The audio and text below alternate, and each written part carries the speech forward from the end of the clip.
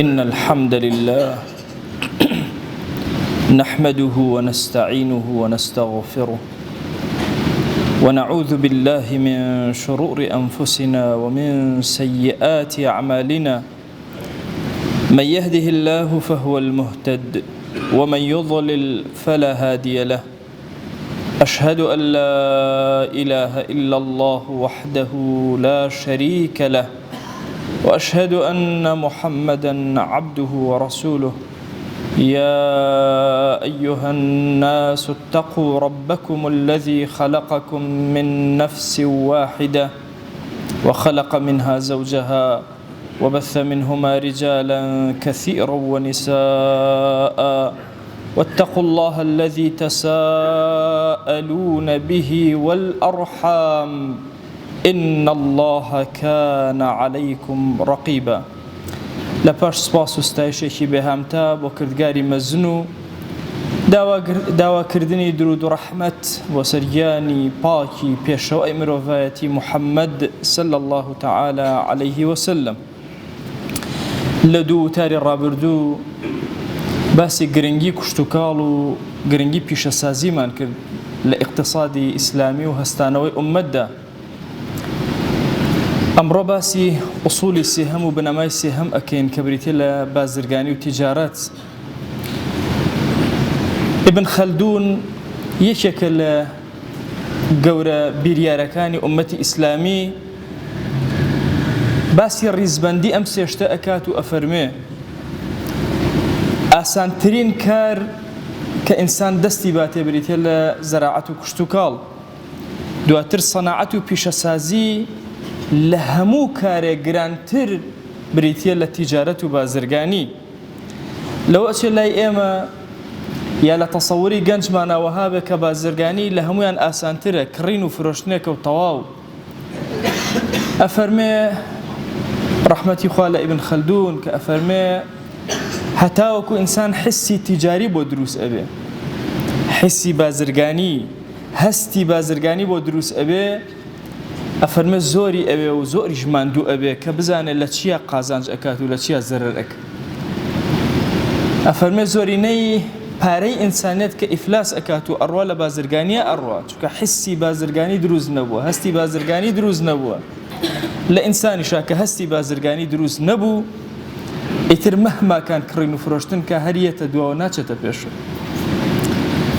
ئەفەرمێ بۆچی زۆریش گرانە؟ چونکە هەموو کشتوکاڵ یەتەوە سەر بازرگانی، لە ئەخیرا بازرگانی پێوە کرێ، هەموو پیشەسازیش هەریەتەوە سەر بازرگانی بە بازرگانی پێوە بکرێ. چونکە ئینسانەکان ئەوە نییە هەریەکەیان بتوانێت هەرچی پیشەسازی خۆیەتی دەستەبەریکە، بەڵکو هەریەکەیان لە شتێکە پیشەسازی ئەکات و ئەیخاتە بازارەوە، کشتوکاڵ و ئاژەڵداری ئەکات و ئەیخاتە ناو بازارەوە.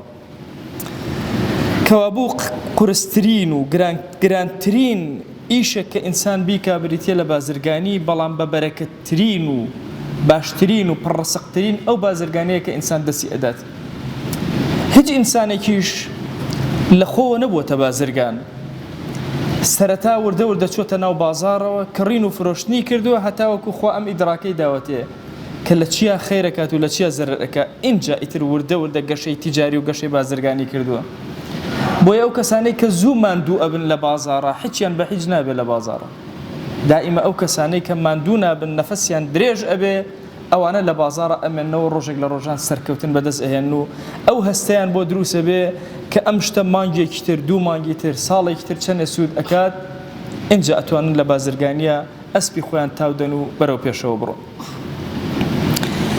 لە مەدینەی پێغەمبەرە صلی الله عليه وآله وسلم یەکێک لە هاوڵە بەڕێزەکان عەبدوڕەحمانی کوڕی عەوف هیچی پێ نییەتە ناو مەدینەوە، هیچ، بەس ئەڵێ ڕێگەی بازاڕم پیشان بدەن. هەستی بازرگانی زۆر بەهێزە. لە خلالی 3 ساڵە بازرگانی لە یەهودەوە هەر هەمووی ئەگوازرێتەوە بۆ عەبدوڕەحمانی کوڕی عەوف لە ناو بازار، چونکە هەستی بازرگانی ئەزانێت چی ئەکرا چی ئەفرۆش، ئەزانێت چۆن مامەڵە ئەکە لە ناو بازارە. با بچینە خزمەت قورئانی پیرۆز بزانین چەندێک گرنگی بەم باسی بازرگانیە دراوە. شتێک هەیە لە قورئانە يبتغون من فضل الله يبتغون من فضل ربهم علماء فرمون لباسي بازرگانية خوا جل جلاله نەی فەرمۆ بچن بازرگانی بکەن، فەرموویەتی بچن فەضڵی خوا کۆ بکەنەوە. ئەو کەسانەی کە ئەچن گەورەی خوا زیادەی خوا لەسەر زەویە کۆ ئەکەنەوە. ئەبەمە وتراوە چی وتراوە بازرگانی. لە باسی حەجە کە ئێمە لە مەوسیمین و خوای گەورە حەجی حاجیانمان قبوڵکە، ئەفەرمێ لەیسە عەلەیکم جوناح ئەن تەبتەغوا فەضڵا من ربکم.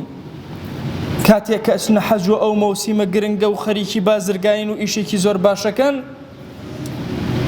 لە عینەن کاتی بازرگانیەکەتانە ئاگاتان لێبێ هیچ گوناهباریش نابن ئەگەر لە پەنایە لە کاتی حەجەکەتانە خەریکی بازرگانی بن. واتە لە قوتبی عەبدایەتیەکان تا کە بریتە لە حەج و لە عومر تا جارێ لەسەر واجب ئەبێ بازرگانی و لەبیر نەچێتەوە، چونکە تۆ چوویتە وڵاتی غەریبان لەوە ئەچێ شتێک ئەگەر حسی تیجاریت هەبێت لەوێ بێنی لێرە سوودێکی زۆری لێ وەربگری.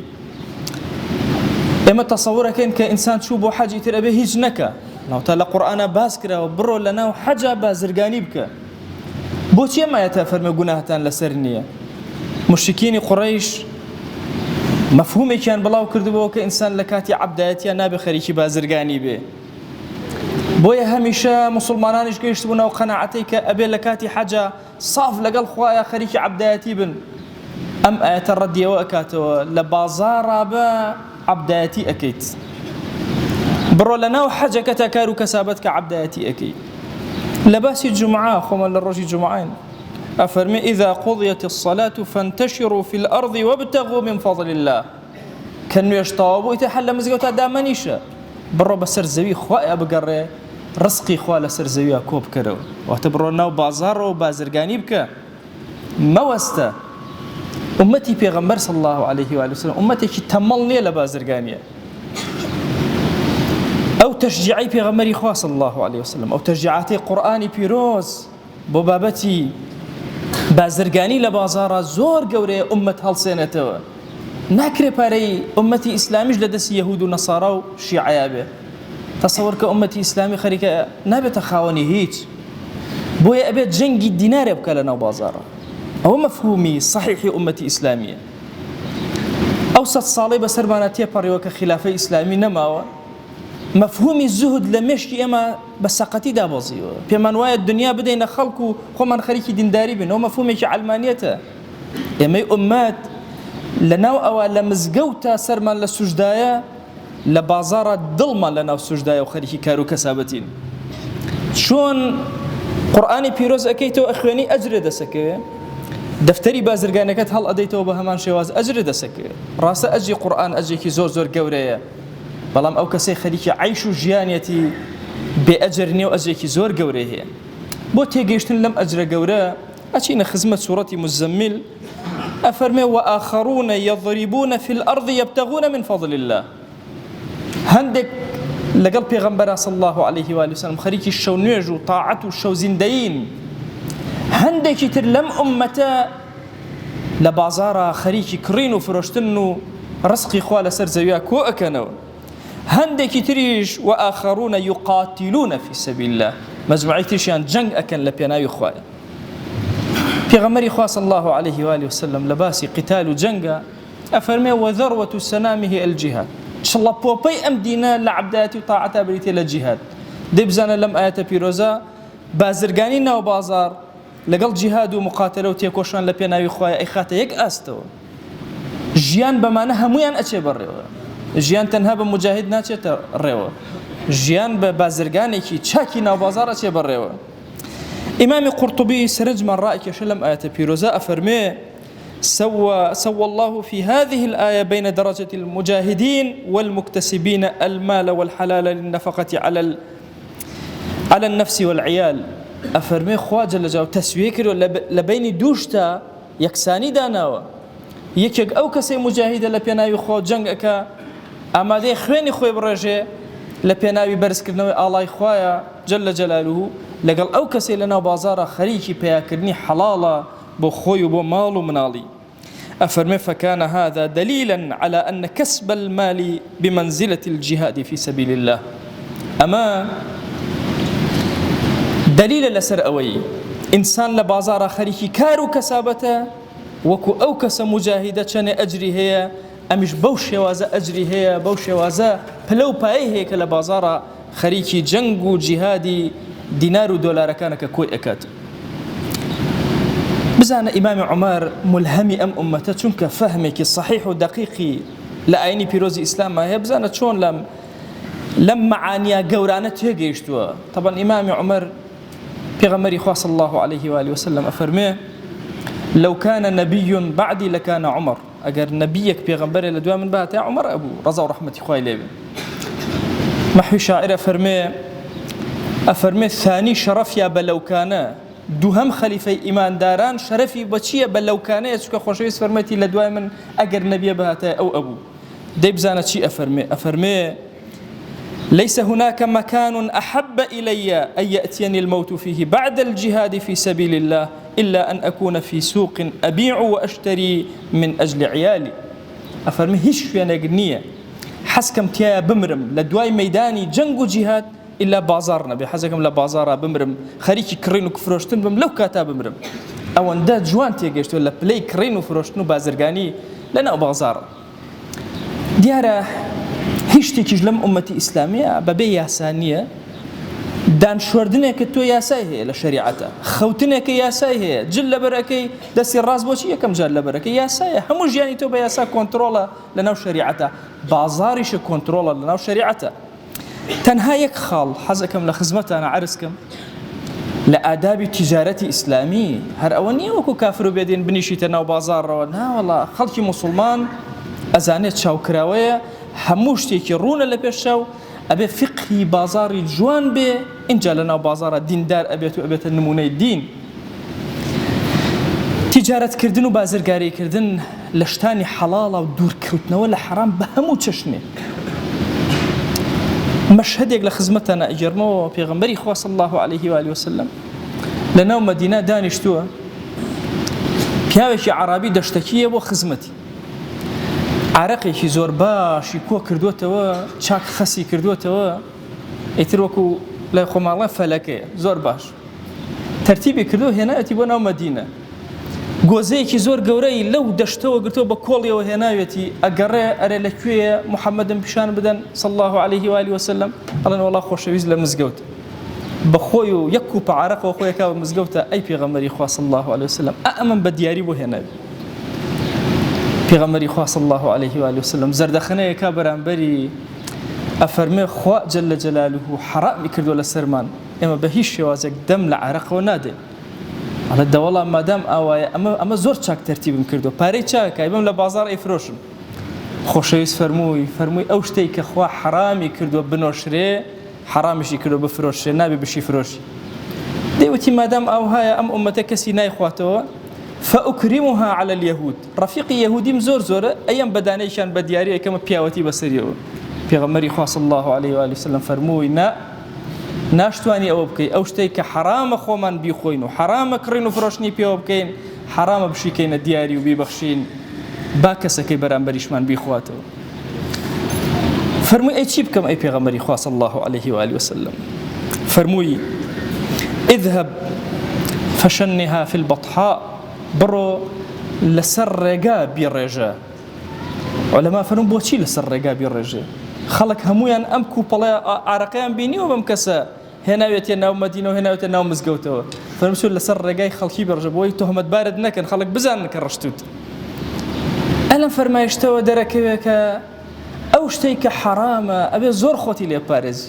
پێغەمبەری خوا صلی الله عليه وآله وسلم ئەم هاوڵە مانوو بووە هەتا ئەم ئیشەی کردووە ئەم عرەقەی دروست کردووە مانوو بۆتە هێناوێتە ناو مەدینە ڕێگەی نادا ئەم مانووبوونە نابێتە پاساوی ئەوەی کە بچێت دینارێ پێیاکات و قەیچیەکە بە نەفەرێ لە موسڵمانان دەوڵەمەند بێن نە ئەمری پێکە بە ڕشتنی ئەم حەرامە بۆیە ئینسانی موسڵمان بەهێزترین صیفەتیایە خۆپارێزی لە حەرام بزانێت چۆن مامەڵەکە شتانێک حەرامە شتانێک شوبهەیتیایە بە هەموو شێوازێ لە بازاڕە خۆی لێ ئەپارێزێ جەنگ ئەکا لەسەر دینار و دۆلارێ بەڵام لەم لاشەوە بە هەموو شێوازێ لە هەموو حەرامەکان خۆی ئەپارێزێ ئەمە صیفەتی ئەساسی کەسی موسڵمان لە ناو بازاڕە ئەزانن ئێستا ئێمە هەمومان ئەڵێن توجار و بازرگان هەر ئەسڵن پێغەمبەری خوا صلی الله عليه وسلم یەکەم کەس ئەم ناوەی لێنان یەهود بازاری خۆیانیان هەبوو لە ناو مەدینەیە، شوێنی خۆیان هەبوو، بە خەڵکی خۆیان ئەوت سەماسیرە.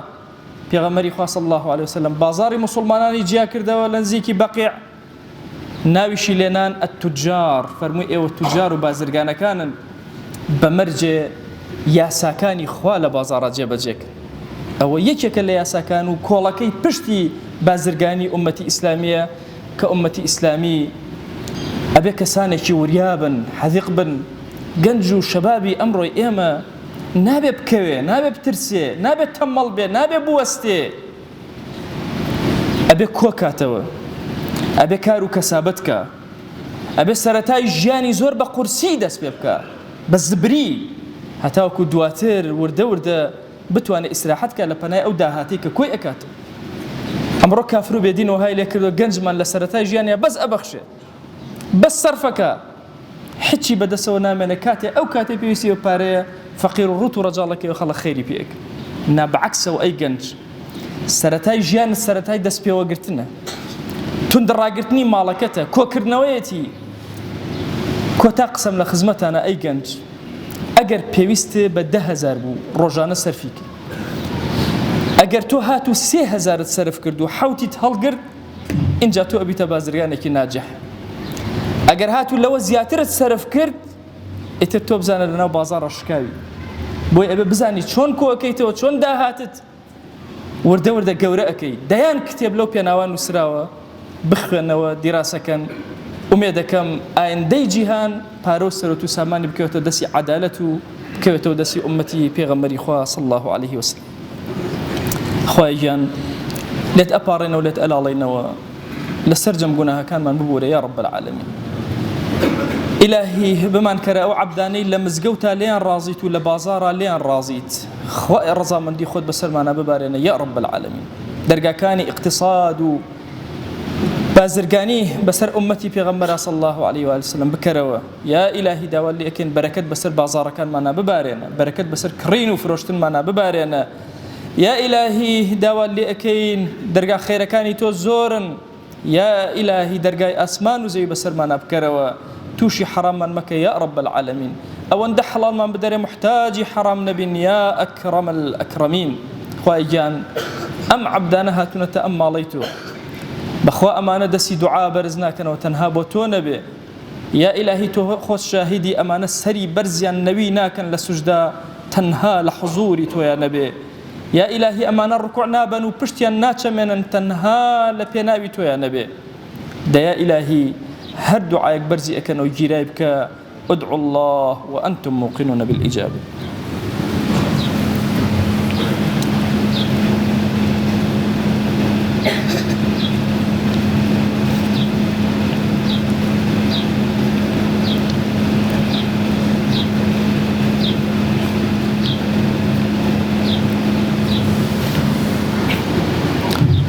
الحمد لله رب العالمين، والصلاة والسلام على خير خلق الله محمد وعلى آله وأصحابه الكرام وتابعيهم بإحسان إلى يوم الدين. أوصيكم عباد الله ونفسي قبلكم بتقوى الله وكثرة مخافته، فإن التقوى شعار المؤمنين ودثار المتقين، ووصية الله تبارك وتعالى في وفيكم وفي الخلق أجمعين. وشەویستەکەم ژیان سەر و یەرێ پایاوە مردو. ئازراعەتەی کە ئینسان کەرۆش ئاسنعەتەیە یان ئابازرگانی و تیجارەتەی کە کەرۆش. قورئان و سنە و پێغەمبەری صلی الله عليه وسلم فرە گرنگی پێی بابەتەیە دریان، حتا وەشەویست فەرماوە ئەگەر تاجرێ وە صادق بوو چەنی پێغەمبەرا حەشر کردیوە. صفاتی ئاکەسەی کە تاجیرە بازاڕە فرێنێ هەر بە کوڵی بەعزیشە خزمەتانە باس. یەکەم کەسی موسڵمان دلێ بازاڕینە کەسێوە نییە کە غەش کەرۆنە و خیانەت کەرۆنە،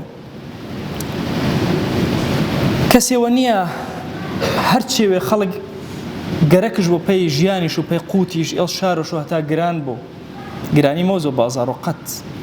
وشەویست فەرماوە لا يحتكر إلا خاطئ إلا